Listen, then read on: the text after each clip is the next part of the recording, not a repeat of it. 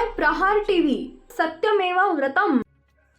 वंचित बहुजन आघाडीचे अध्यक्ष प्रकाश आंबेडकर यांनी पुन्हा एकदा पंतप्रधान नरेंद्र मोदी यांच्यावर टीका केली आहे। पंतप्रधान नरेंद्र मोदी हे अमेरिकेच्या तालावर नाचत आहेत, त्यामुळे भारताचं सार्वभौमत्व संकटात सापडलं आहे असं त्यांनी म्हटलंय। वंचित बहुजन आघाडीनं काल मुंबईत पंतप्रधान नरेंद्र मोदी यांच्या नेतृत्वातील राओला सरकार विरोधात निदर्शने आयोजित केली होती। त्यानंतर दुसऱ्या दिवशी प्रकाश आंबेडकर यांनी एका ट्विटरद्वारे मोदींवर पुन्हा निशाणा साधला।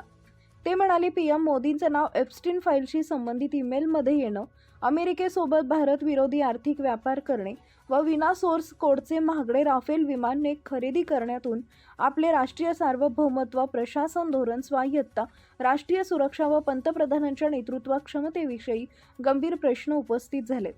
त्यातून मोदींचं नेतृत्व कॉम्प्रोमाइज्ड असल्याचं स्पष्ट होतंय। असं स्पष्ट शब्दात सांगायचं तर मोदी अमेरिकेच्या तालावर नाचत आहेत। काल मुंबईत वंचित बहुजन आघाडीनं मोदी विरोधातील जनतेच्या संतापाचा पाया घातला।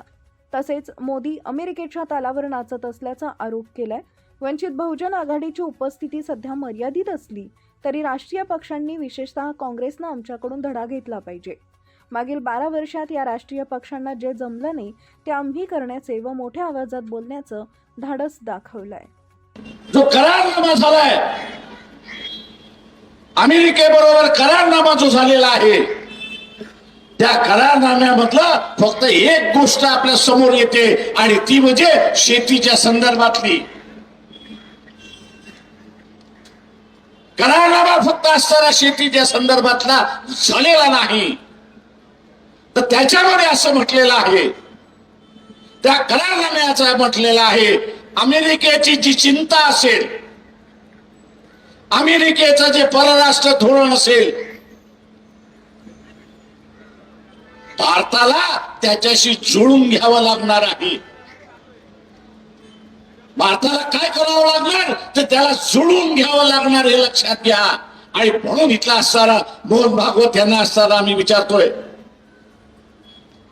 आणि म्हणून मोहन भागवत यांना आम्ही असणारा विचारतोय की हे युद्ध वाढलं तर भारताचा सैनिक आणि भारताचा असणारा एअरबेस, हवाई अड्डे हे तुम्ही अमेरिकेसाठी खुले करणार आहात का? तो अमेरिकेच्या सांगण्यावरनं खुलं करणार असाल तर तुमचं स्वायत्ता गेली कुठे? तुम्ही स्वतंत्र राहिलात कुठे निर्णय घेण्याचे? आणि आज पुन्हा या देशाला गुलाम करण्याची प्रक्रिया सुरुवात झाली आहे हे लक्षात घ्या। आर्थिक दृष्टिकोनातून गुलाम करण्याची, राजकीय दृष्टिकोनातून गुलाम करण्याची, आणि या देशाचा असणारा सार्वभौम हे अमेरिकेकडे घाण ठेवण्याचा असा असणारा प्रकार। मोहन भागवत हे तुमच्या संघटनेला, RSS ला मान्य आहे का याचा पहिल्यांदा खुलासा करा। सत्ता तुमची आहे,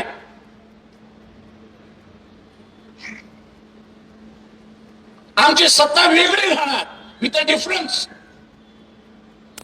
हा शब्दप्रयोग तुम्ही केला होता, हा जो वेगळेपणा आहे, डिफरन्स जो आहे,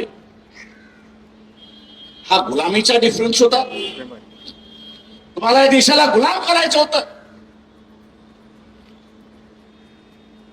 आज तुमचा करारनामा हा गुलामीचा करारनामा आहे।